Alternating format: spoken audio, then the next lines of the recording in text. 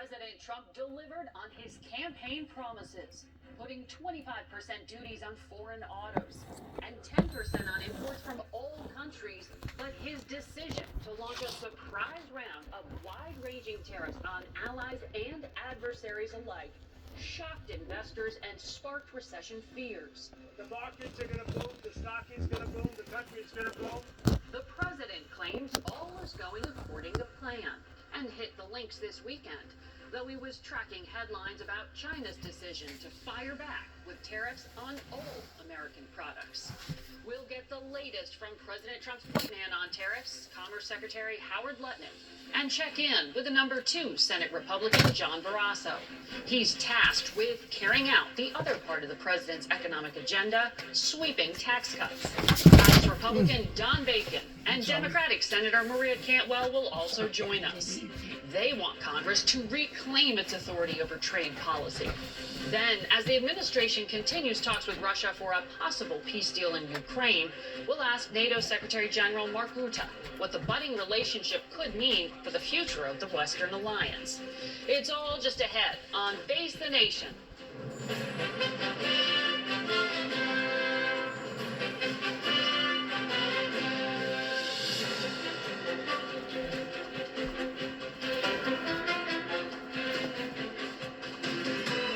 Good morning and welcome to Face the Nation.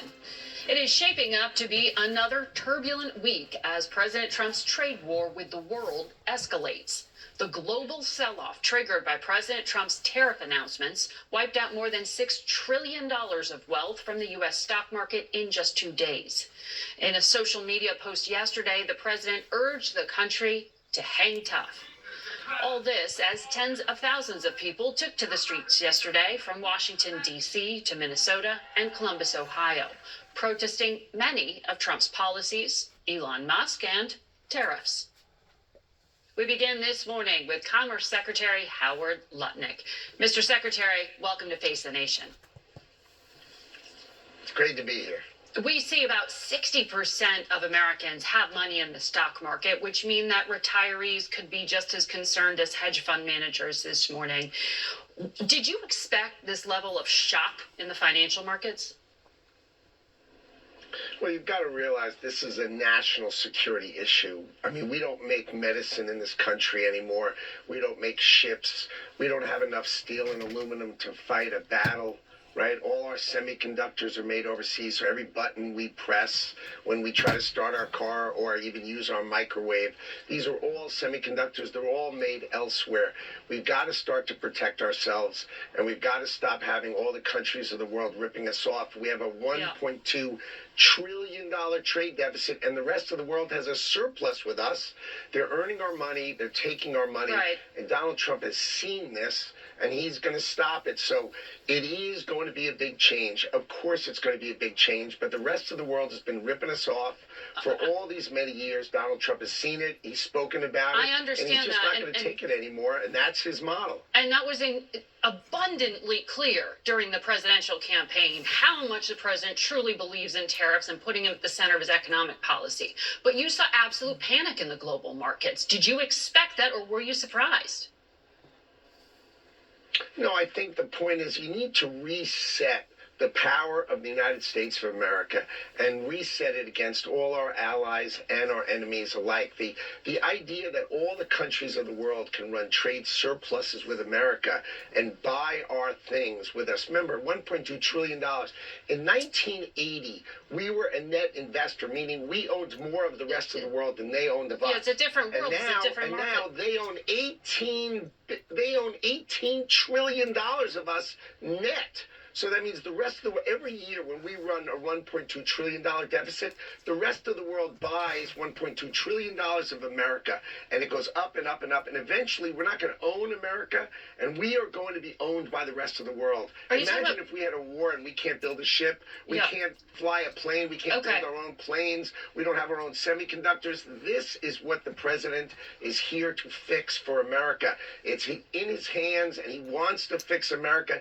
This is his chance to Understood. fix America, and So- we need them to fix it for our children and our grandchildren. Okay, but for businesses to do what you're doing, because what I hear you laying out there is a plan to reindustrialize the United States and to bring companies back to America. For a CEO to choose to invest. Well said. But for a CEO to make those decisions, you know this. They need certainty. They need to know if it costs them more to stay overseas or if it costs them more to move here. So, can you give them clarity so that they don't just cut jobs because they're dealing with the cost of these tariffs? Can you tell them how long they're staying in place? Absolutely. The United States of America is going to protect the people who invest in America. Trillions and trillions of dollars, you heard the president speak about it, are coming to invest in America. This is the economy of the world. We are the consumer of the world, and companies need to build it here, and we will protect them for building it here. Okay, we will so help the American workers. Yes, American workers are more expensive, but they're better. We're going to protect all the factories that come to America, and that's what's coming here. So okay, the is the president 10% is tariff He's going to permanent? protect them. Well, remember, this is a national security issue. I got it. and Is the he 10% needs to address tariff our budget permanent? deficit? That, you know, the laws of America, he would like it to be that we need to protect the companies that invest here, and we are going to protect the companies that invest here. That is the policy of the United States of America. That's why trillions of dollars are coming here. The ripoff of the United States of America is over. All these companies are going to come and invest here. That's what they're doing. That's why they've committed trillions of dollars. They know this is the economy. Mr. Secretary, this is the place to go. Mr. Secretary, the campaign's over. You won. So I'm asking what the plan is. So the Treasury Secretary said on another network, we're going to hold the course. It's not the kind of thing you can negotiate away in days or weeks. That makes it sound like the tariffs are staying in place at least for days or weeks. Is that correct, or is the president considering postponing implementation to negotiate? There's no postponing. They are definitely going to stay in place for days and weeks. That is sort of obvious. The president needs to reset global trade. Everybody has a trade surplus, and we have a trade deficit. We are paying away our future and our lives. The countries of the world are ripping us off, and it's got to end. The president has made it crystal clear. This is the policy. We are going to protect the factories that come build in America. We are going to protect them. They're going to be successful. That's why they're going to build in America, the greatest economy in the earth. All of these companies are going to come and build here. So when three of the president's other economic advisors who are on other networks today say that 50 different countries have been calling the White House to try to talk about the tariffs, what does that mean? Because that makes it sound like there is a negotiation, which is different from saying the tariffs are permanent. Well, what it shows is that all these countries know that they've been ripping us off, and the day has come for that to end. Now, the problem is, it's not just tariffs. Like, I'll give you an example. Like, Vietnam said they'd like to be 0-0. Remember, Vietnam sends us $120 billion worth of goods every year. Yes, and we cheap send them about $12 billion. Wait, we send them $12 billion. So it's not the tariffs. It has nothing to do with tariffs. If they went to 0-0, they would go to $200 billion with us. We need to stop the ripoff, and 0-0 is the way to I know, make but we don't more have of a 0-0, sir. ripoff. We don't have 0-0, actually, because when we saw the president stand in the Rose Garden holding up that chart that you helped make, that wasn't actually tariffs. That was actually confusing to investors because it was some kind of other formula, and the countries themselves seemed kind of random. Like, why are the Heard and McDonald Islands, which don't export to the United States and are quite literally inhabited by penguins, why do they face a 10% tariffs? Did you use AI to generate this? No, the idea is why are they on the list? Left off. Because the idea, what happens is, if you leave anything off the list, the countries that try to basically arbitrage America go through those countries to us. Any country, like we had tariffs, the president put tariffs on China, right, in 2018, and then what China started doing is they started going through other countries to America. Right. They just built through other countries through America. And so the president knows that. He's tired of it, and he's going to fix that. So basically he said, look, I can't let any part of the world be a place where China or other countries can ship through them. So he ended those loopholes, these ridiculous loopholes, and now what he's trying to say is, I'm going to fix the trade deficit of the United States of America. It's a national security issue. We need to make medicine. We need to make semiconductors. We need to make ships. We need to have steel and aluminum. Come on. We need the greatness of America to actually be built in America. And he's tired of getting ripped off by the rest of the world. Okay, but just to be clear, April 9th, the so-called retaliatory tariffs, the reciprocal tariffs, I should say, are those coming, or are they open to negotiation? The tariffs are coming. He announced it, and he wasn't kidding. The tariffs are coming. Of course they are. Okay. Is the administration considering any kind of offset, any kind of subsidy? You mentioned the first administration, there was some bailout to farmers to help them deal with the pain from Chinese retaliation. Are you looking at that now? Not that I have not participated in any meetings with respect to that. The country is focused on, you realize trillions of dollars of factories are going to be built in America. That's huge GDP. The factories being built in America are huge. That takes years. And you've said that robots are going to fill those jobs. So those aren't union worker jobs. It's automated factories, but the key is who's going to build the factories, who's going to operate the factories, who's going to make them work. Great American workers. You know, we are going to replace on other networks. armies of millions of people. Well, remember, the army of millions and millions of human beings screwing in little screws to make iPhones. That kind of thing is going to come to America. It's going to be automated, and great Americans, the trade craft of America, is going to fix them, is going to work on them. They're going to be mechanics. There's going to be HVAC specialists. There's going to be electricians. The trade craft of America are high school educated Americans. The core to our workforce is going to have the greatest resurgence of jobs in the history of America to work on these high-tech factories, which are all coming to America. That's what's going to build our next generation of America. Are you concerned in the time it will take for a company to move to America that it will benefit China in the immediate term, that other markets will look to other suppliers instead of dealing with the United States? That is ridiculous. The problem is everyone in the world sells to us. Our economy is the consumer of the world. We are the only one with a trade deficit. The rest of the world has a trade surplus. Why does Europe have a trade surplus? Is there something about Europe that's special? Seriously, are they a different world than we are? Why are they selling $200 billion a year, Mr. Secretary, more to us? It's because it's not fair. The rules are made not fair, and President Trump is going to fix them, and he's doing it for America, and he's doing it for your children and mine and our grandchildren. This is the moment that the United States of America takes hold of itself, and Donald Trump's been talking about this his whole life.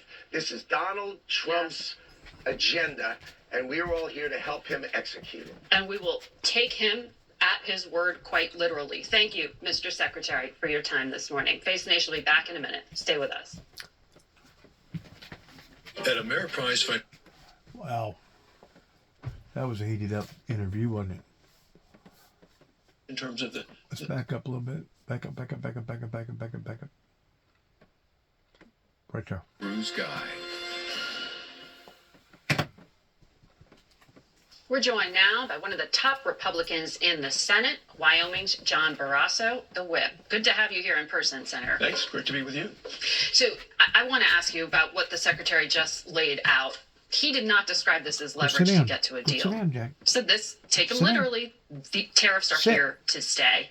We've already seen some conservative groups like the New Civil Liberties Alliance file suit saying that these are not on solid constitutional and legal ground. Do you think the president's on solid legal ground? Well, I think he is. But this is about a monumental change in the direction of our government. We are, and I'm talking about change in terms of the the size as The well rain as fell the outside. We priorities. can't go out there And and this is a mess around. 180-degree change from what we had for the Hey, last we 4 can go years. outside. Big I wish we government, could. big spending, big taxes, and we Weather's have gotten a bad. comprehensive We're just gonna economic have to sit in plan here for a while. to get to a strong, healthy, Honey, it'll be growing all right. economy for the American It'll people. be okay. That's why we passed what we did Yeah, just I know. yesterday in I know the you get Senate, cabin fever. because we want people to have more, I know you better do. jobs, more opportunities, and more money in their own pockets. Right. So in terms of the tariffs, I believe they're a tool, and I think we have to go after China. They have been abusing us for years, and I believe the president is on firm constitutional grounds. Well, when I hear you talk about sort of the 1-2 punch on the economic plan for the president, tax cuts being one of them, isn't there some coordination on sequencing here? Because wouldn't you go ahead and remove the regulations and go ahead with the tax cuts before you go to war with the entire world over trade? Well, the president has been talking about these tariffs. Every speech that I was with him during the campaign, was there is indeed. no surprise here. He's also talked about making sure we don't have this $4 trillion tax increase that the Democrats want to have. We have a lot of work to do to reverse the damage that's been done over the last 4 years with the Democrats that led to the highest inflation in 40 years. So the president wants to get a lot of things done, and I want to get a lot of things done in Congress as part of this comprehensive economic plan. I'm sure you saw the Fed chair also say that we may be facing inflation now in part because of these tariffs. Some in the Senate are very concerned about having more control and say over trade. Maria Cantwell, a senator who will be with us later in this program, partnered with Chuck Grassley, one of the most powerful Republicans, with this bill to try to claw back control. They want 48 hours notice on tariffs, suggest they didn't get much this time, and they want them to expire after 60 days unless Congress approves of them. Will leadership let this effort advance? Well, Senator Grassley's chairman of the Judiciary Committee. But let me just say, the president is on firm legal grounds here. Over the last 90 years, Congress has given different presidents, more and more authority to deal with national security issues with regard to tariffs, to use tariffs with regard to unfair trade. So the president has the authority. I think this is similar to the bill that Chuck Grassley introduced about 5 years ago. They had debate then. Many of the co-sponsors are the same. This will get a thorough hearing, and then we'll see where it goes from there. Do you think, though, that Congress needs to have more of a say on trade issues? Well, the Constitution says Congress has the entire say, but over the last 90 That's years, not the way it's more playing out and more now. authority have been given to the president to be able to be more nimble, to react in terms of national security, in terms of unfair trade, and I think President Trump is doing what he has every right to do. But it sounds like you're open to making that more clear on what the limits should be. Well, there'll be a discussion in the Senate. We'll see which way the discussion goes. You mentioned the work that got done over the weekend. You did take this step forward in advancing the president's tax agenda and raising the debt ceiling with this budget framework. You know what a fight you're going to have with fellow Republicans over in the House. Jody Arrington, the budget chairman, called it unserious and disappointing, accused your Republican colleagues of creating $6 trillion in new costs and a mere $4 billion in enforceable cuts. Is this headed for failure in the House? No. We are united in what we believe in terms of making sure we have a nation that is safe and prosperous. The Speaker of the House and the leadership of the House came out and endorsed what we've done and said, hey, we ought to move ahead and take that 5 next Republicans step. have come out against So it. what we have It's a pretty seen, narrow margin. but they all agree with what we want to do, which is unleash American energy to get energy prices down for people. They all agree that we ought to make sure that we don't have these $4 trillion tax increases. They all want to make sure we secure the border. So all of the parts of what we have here are part of what we want to have done. Now, I'm the whip. My job is to count. I think the confusion is the fact that the people want those things, but at the same time, they don't want to over exhilarate ourselves to the point that we shoot ourselves in the foot, or basically we add insult to misery. So it's a very, very prestigious, tight line balance act that has to be done to achieve this, simply because of various politicians in the past that led us down this endless road of grief and despair.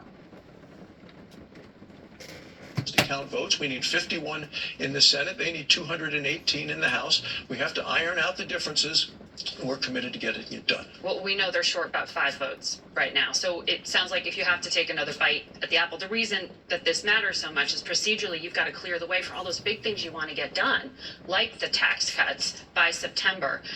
Speaker Johnson said he wants it done by May. Senator Langford said it has to get done by August.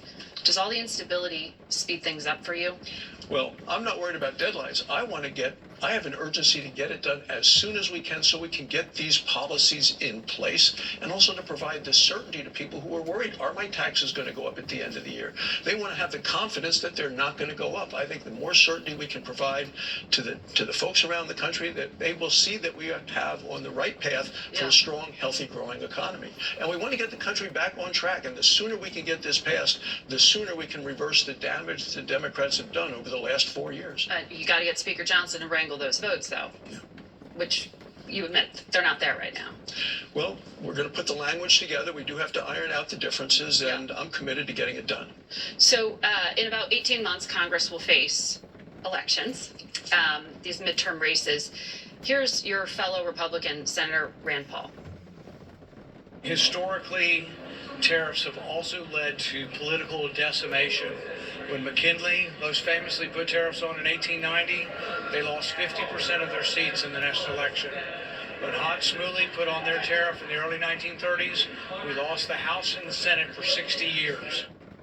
Are you afraid history's going to repeat itself in 2026? Well, no, I'm not. There's a long way between now and the 2026 elections.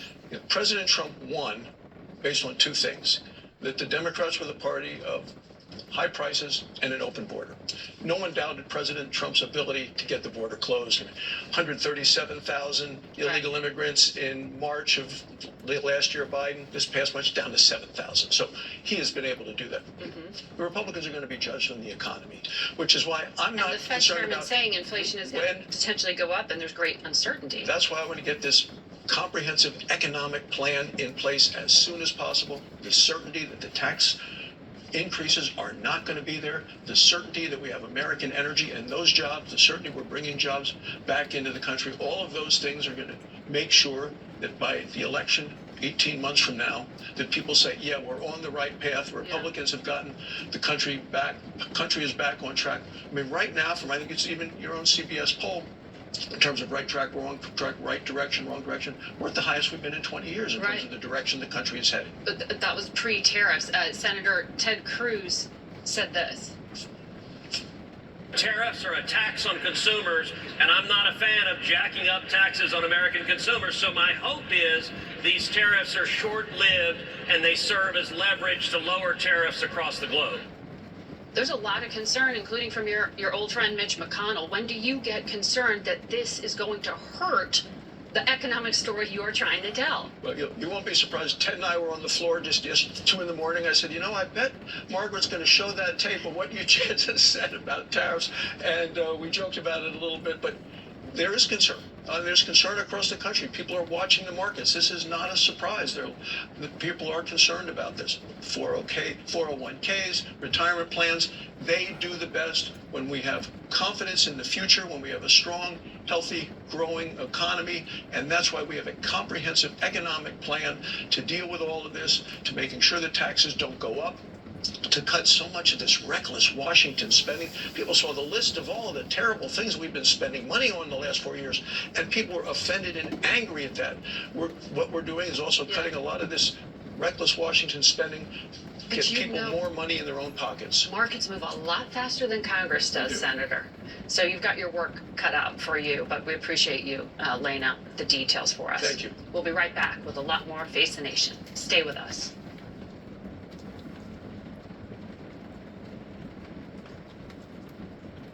People should have been paying more attention. My brother and I, David. On our YouTube page or on facethenation.com. We'll be right back. We've seen this coming We've seen this coming 20 years ago. And I think other people did too towards what was happening. Because you can't spend your way out of debt. And you can't continue to keep kicking the can down the road thinking that it's just going to up and disappear, go away. Money didn't grow on trees is what my grandpa used to always tell us boys. Money don't grow on trees. You got to earn it. With You got to work Democratic Senator for it. Maria Cantwell and Republican Congressman Don Bacon. They have some ideas about how Congress can rein in the president's power to issue tariffs, and we'll discuss that on the other side of this break, so stay with us.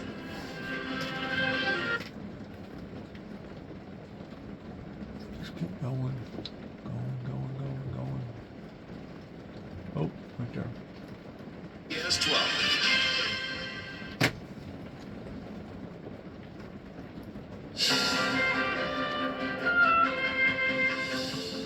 Welcome back to Face the Nation. We turn now to the top Democrat on the Commerce Committee, Washington State Senator Maria Cantwell. Good to have you here. Thank you so much for having me. So, Senator, you heard the Senate whip talk about your effort to claw back some control over trade. He said it will have a thorough hearing and we'll see where it goes from there. Do you have any indication of momentum among some of your Republican colleagues? Well, the first day of introduction, we signed up 7 Republicans. So usually you don't get a first introduction and get so many people on board, but I think it shows the anxiety that people have. I'm sure if they listen to their constituents, consumer challenges are already starting to surface, and certainly the stock market's impact on retirement income is shaking a lot of people. So I'm sure my colleagues will hear from them. Today, consumer groups are announcing, and retailers, the fact that they want Congress to take this action up. And so I think we're hearing from a big segment of the economy. The consumer spending is a big part of GDP, and they're worried. So you've got, what, 6 Republicans at this point? 7. 7. And now you're saying retailers, like you have CEOs who are on board, or industry groups? Industry groups like the Retailers Association, the outdoor industry, the consumer electronics groups, Main Street Alliance, organizations who know their bread and butter comes from consumer spending, which is a big part of our economy. And so they are very anxious about a plan. Listen, I listened to your segment. I've never heard so much about fuzzy math in my life. And the notion that that chart is getting so much national attention, you know, the letters in Greek alphabet, all this stuff that makes no sense. That's what consumers are saying. How is this helping me in a time of inflation? You're adding to my cost with a tax on my consumer goods. And so I think that's why we're gaining support from these organizations today. So Canada and China are among your state's largest export markets. Both have already announced retaliatory tariffs. I know you've said previously that the first Trump administration and the more limited tariffs still to this day have an impact on your state. So how much wiggle room do we have with time here? Because you heard the Commerce Secretary say that basically these aren't a negotiating ploy, that they are staying in place. That's what he says. Well, So how long before damage? Well, we have seen damage from the first Trump tariffs on things like apples, and markets closed. And what you do is you end up then losing farm family economies. You don't necessarily lose farmland. Some big corporation might buy it, but you lose family farms. So our objective should be to help farmers open up doors to these overseas markets. The United States goal here should be to make great manufactured products and grow great agricultural products, and then get those markets opened up. But what the president is doing is, instead of building those alliances, he basically is getting into a trade war that is having unbelievable impact. When his last tariffs on India, we reopened with the Apple market, and we went to India and said, let's get rid of this, and we were successful. And that's the kind of action we want to see today. So your state is one of the top 5 unionized states in the country. You have the world's largest plane manufacturer, Boeing, in Washington. So I wonder if those union workers are as supportive of the tariffs as the auto industry workers have been. They are not against them, even though some are Democrats. In fact, they think some of them, including on this program, like Sean Fain, have been very supportive. Well, we're seeing, you could get the letter from the Machinists International. They don't support the president on this. And that is because they understand how much the United States and Canada have become an integrated supply chain. That helped us lower the cost of U.S. manufacturing for cars and for airplanes. And lowering that cost means that we're even more competitive. So they don't like the uncertainty. And what they would like to see instead is the continuation of investment from the last administration. So when you think of chips and science, and you think of the Inflation Reduction Act that made investments in next generation technology, the sectors that have a lot of employees want to win on innovation. They know that investment in innovation will help us outpace our competition, not a tariff that makes the product more expensive. So Boeing CEO testified 80% of the airplanes they deliver are to markets outside the U.S. 80% of the content of those airplanes are manufactured here. They have a vested interest in clearing the decks for themselves here. What are they telling you about their conversations with the administration? Well, everybody's concerned that the administration might retaliate against them. That that if they're not front and center in this debate, but they're clear that they are being heard. I think people are saying that their strategy is, if there's a demand for 40,000 airplanes, and we could increase 1,000 more planes being sold, it would have a huge impact on the trade deficit. So they're trying to say, Mr. President, don't cut the innovation and investment. Don't make semiconductors more expensive. Don't make the parts more expensive. Make it cheaper. And the United States bet on the American worker, and they will do the rest when it comes to the innovation that's required for America to build the best products. So I think the president's math is wrong. I think he doesn't know that calculus is going to be so devastating to American consumers, and that's why those groups are joining us today. Senator Cantwell, thank you for your time today. Thank you. We'll be right back.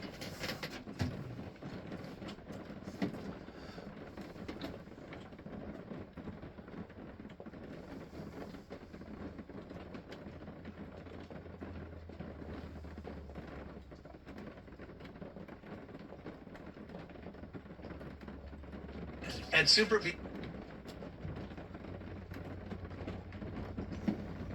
Nebraska Republican Congressman Don Bacon, who joins us this morning from Omaha. Congressman, I have a lot to get to with you on a number of topics here, but just to pick up on the tariffs that we've been speaking about, I know you are introducing companion legislation to what Senator Cantwell just laid out for us.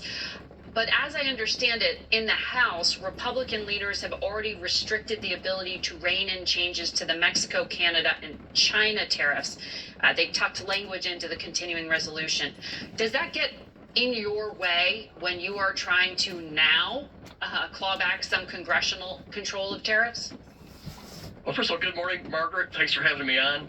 And I enjoyed listening to Senator Cantwell. I support the legislation that Senator Grassley, Senator Cantwell, we have a total of 7 Republicans in the Senate. And I have some beginning support on the House side, which we'll unveil tomorrow. It will be harder to pass this in the House, no doubt. I think if we get 60 votes in the Senate, it'll put pressure on the House to look at this. And if we continue to see the stock market go a certain direction, or if we see inflation or unemployment shift in a bad way, I think then this bill becomes a very viable bill. So it will not pass tomorrow or maybe in the next couple of weeks, but this will be in the queue that we can use. And it's time that Congress restores its authorities here. In the Constitution, it's clear. The House and the Senate, Congress has the power of tariffs and taxes, and we gave some of that power to the executive branch. I think in hindsight, that was a mistake. But I hear you saying you have some momentum. Respectfully, sir, the president talked all the time during the campaign about tariffs. He put them at the centerpiece of his policy. He talked about the glory days of the 1800s and wanting to go back to him. Did Republicans just not take him seriously? Well, there's a couple of facets to your question, Margaret. It's a good question. You're right, though. When you look back, it was Republican-supported tariffs in the 1800s and up through about 1930 when we passed the Smoot-Hartley Act that created one of the worst depression we ever had. We learned from that tariffs and protectionism does not work, and the free trade in the end, as long as it's fair, we want fair trade. And I support the president wanting to get fairness. So these countries do treat us wrong, but fair trade should be the goal. And you're right, the president talked about this. He did not hide, as this is part of his agenda. But here's my take on it, and I've been studying politics since I was like 13 years old. People voted for President Trump because of the border, and he has really delivered there. They voted for him too because inflation surpassed wage increases. They were poorer today than they were 4 years ago. And I really think people voted for President Trump because of that, the border, and maybe crime.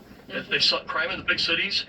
I don't think, in the end, I don't think tariffs was really a big factor in people's decision making when it came to last November. Yeah, I know we certainly covered them on this program. And it is surprising to me, or perhaps it shouldn't be, that the business community is so silent right now. As Senator Cantwell said, she said they're afraid. But there is a conservative group, the New Civil Liberties Alliance, that filed suit to challenge these tariffs in court. Do you think it is the courts where this ultimately gets settled? I think ultimately it's in Congress once we see enough of this, but maybe the courts as well. The Constitution makes it very clear. Congress has control of taxes. And by the way, and let's be candid, tariffs are a tax. But they also mentions tariffs in the Constitution. And we gave the president emergency powers. So the courts will have to decide as what just happened. Is this emergency powers, or is this a total change in tariff policy? And I think it's really the latter. This is where Congress has to step in and say, do we really want to create this new policy on tariffs? And if it is, it should come from the Congress and not the president. I want to ask you as well about your work on the Armed Services Committee. President Trump has fired the top 2 officials at the head of the very powerful National Security Agency.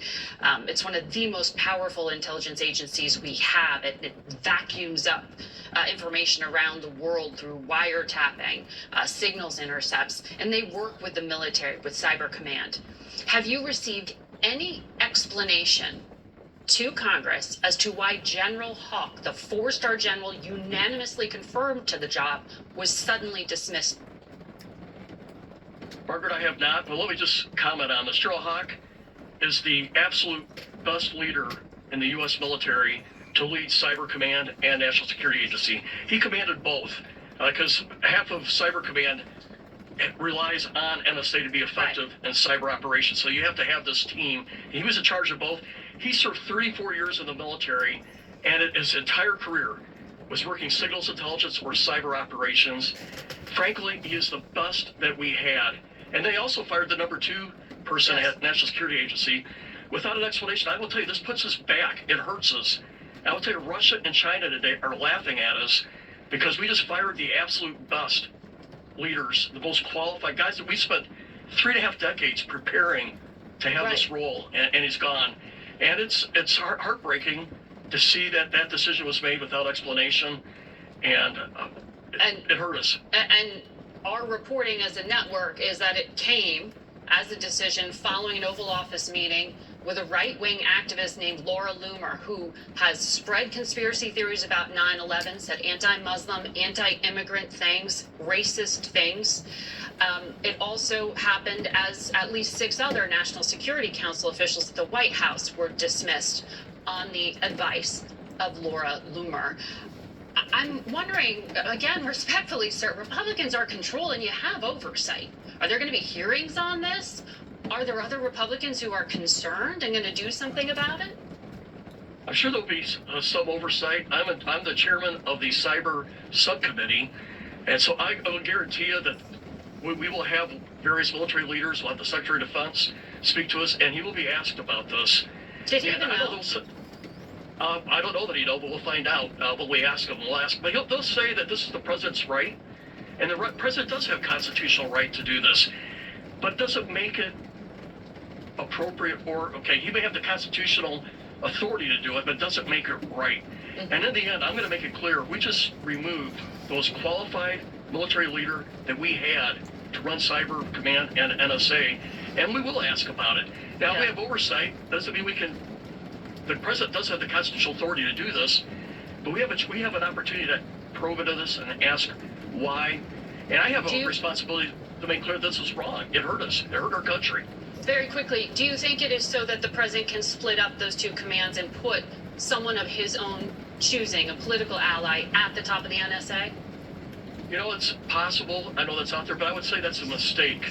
The NSA is very important to Cyber Command. You cannot do Cyber Command without the inputs from the National Yes. Security Agency, the SIGINT. If Yeah. you separate, put them under two different commands, then you're going to create a dysfunctional partnership, and it will hurt Understood. our cyber operations against China and Russia. Okay. Congressman, we'd love to have you back for another conversation about cyber one time. We have to leave it there.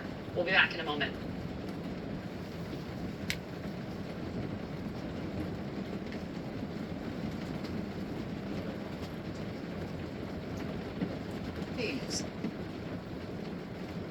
On Friday, we spoke with NATO Secretary General Mark Rutte and began our conversation by asking about the potential impact of the Trump administration's sweeping global tariffs on the security alliance.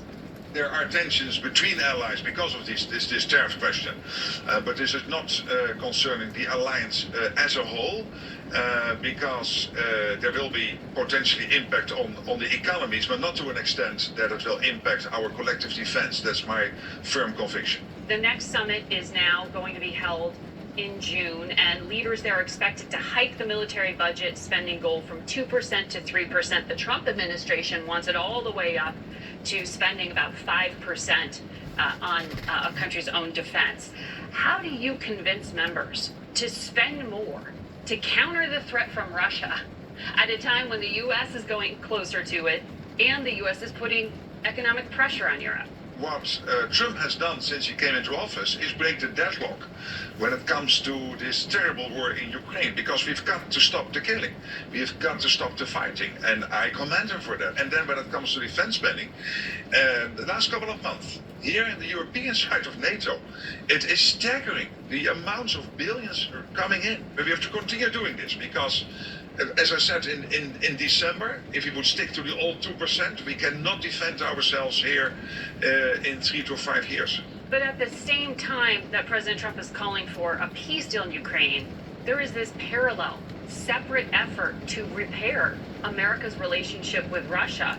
Doesn't the U.S. getting closer to Russia undercut your efforts to counter Russia? Of course, I'm not in the room when all these talks take place, but what I'm seeing from a distance and hearing from my American colleagues, and including the president, whom I visited a couple of weeks ago in a very successful meeting we had in the Oval Office, and then during lunch, there is this effort to bring this war to an end. The ball clearly is in the court of the Russians. They are not moving fast enough, is my impression, including the impression I'm getting from my American interlocutors, that Russia really has to do more to bring this war to an end. The Ukrainians are reeling close to the American position, and we have to see how far the Americans can get this, but I am completely supporting that effort, because this war of protection, it was unsustainable in the long term. So many people dying, so much of the Ukrainian infrastructure being damaged, cities being destroyed. This got to end. General Cavoli, who you know well as the Supreme Allied Commander of NATO, the U.S. general is here in Washington testifying this week. He said Russia intends to diminish U.S. leadership and influence. What is happening to NATO members here? And is Russia succeeding in this destabilization campaign? What we are seeing in Europe, but also in the US, but let me speak for the European side of NATO, is that the Russians, through cyber attacks, assassination attempts, jamming commercial airplanes in the Baltic area, cyber attacks on the National Health Service in the United Kingdom, cutting critical undersea infrastructure between the Baltic countries and Finland, and in other parts of the Baltic Sea. They're conducting this campaign. The good news is that as NATO, as collective, we are much, much better, not only at assessing what is happening, but also making sure that we prevent the next steps in this campaign from happening. So that destabilization campaign has not halted or paused as these attempts to broker peace have been underway? Well, I mean, this whole destabilization campaign is going on for years now. Yeah. And I have no day-to-day assessment, but the reports we are getting is that Russia is still very active. We are still worried about, for example, the critical undersea infrastructure. But thanks to Chris Cavoli and in his role as Supreme Allied Commander, we have in less than 10 days brought together a big endeavor by European NATO allies in the Baltic Sea to really make it very difficult for the Russians to continue doing this. And again, they hate us for this, and I love that. There are roughly about 90,000 or more U.S. troops stationed in Europe right now. Secretary Hegseth said Europe should not assume that presence is going to last forever. I know you say that the U.S. is committed to NATO, but do you have any sense of how fast or significant this kind of drawdown that's being mentioned by Hegseth could be? And is there a NATO backup plan? There are no concrete plans for the drawdown. What we know, and Pete Hegseth was very clear on this, is that this U.S. administration, but by the way, this is U.S. policy since 2010, to pivot more towards Asia, towards the Indo-Pacific. And the agreement we have is that we will do whatever is necessary in a no surprises way.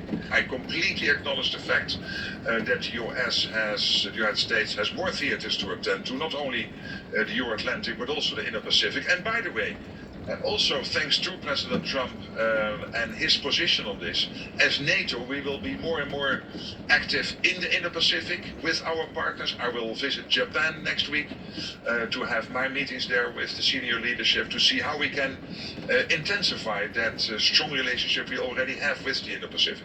You've raised concern that China is building towards 1,000 nuclear warheads by 2030.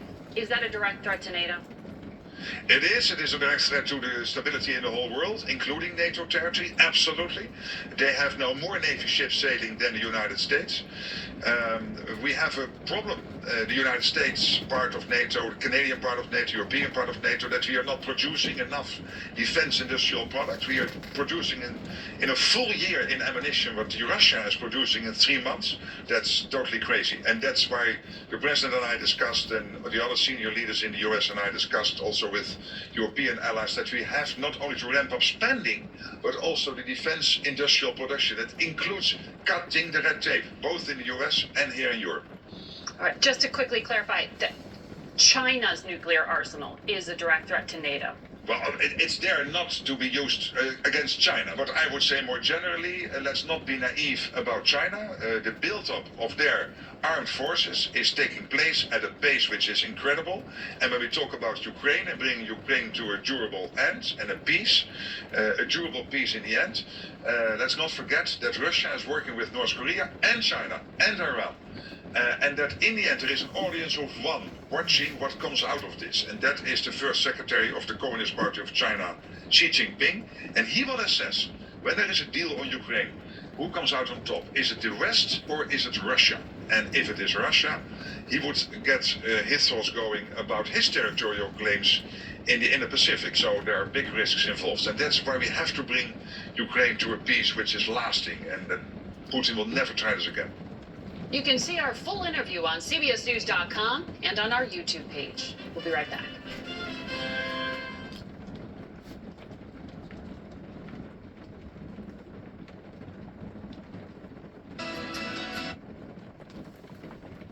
Well, that's going to do it for today. In regards towards all this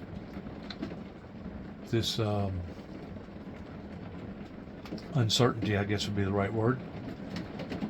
I just would like to say good luck to all of us, and heaven please help us all, and God bless. Well, let's catch just a little bit more of this right here.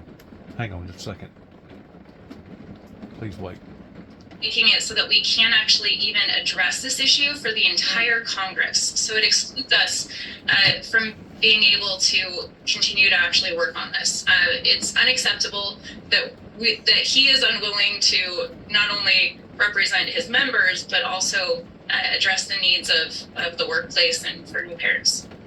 It's not exactly a family values position. I'm just going to say, let me just end by saying, I mean, so many people can't see themselves in members of Congress, and they feel like I can't do it because they want to have kids or they are pregnant, and you're an example of that. So thank you so much for pushing for this. Thank you for being with us. I really appreciate it. It's so great to be with you, Jen. Thanks for having me. Coming up next, thank you. Coming up next, the way a president spends his time tells you a whole lot about his priorities. I can tell you that. And Donald Trump is sending a pretty clear message. That's coming up next. Just want to say thank you for listening, and good luck to each and every one of us in these final remaining last days here on Earth, pertaining to the turbulences and trying to realign things that never should have been taken out of alignment to begin with regarding the past 5 or 6 administrations that has done this. God bless America, and God bless our troops, and shalom.